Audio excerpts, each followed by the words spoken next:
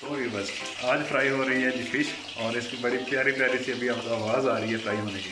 तो अभी आपको फ्राई हो चुकी है और ये प्रोसेस में है, और ये अभी है जी वेटिंग पे, ये भी वेटिंग पे लगी हुई है।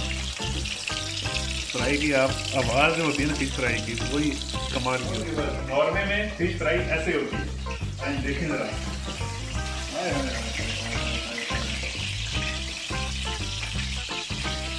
कमाल होने वाला है। बस अब फाइनली फिश हो गई है रेडी, और अभी इसको करने लगा हूँ मैं टेस्ट। देखने में तो बहुत मजे की लग रही है, टेस्ट करके बताते हैं। बिस्मिल्लाह।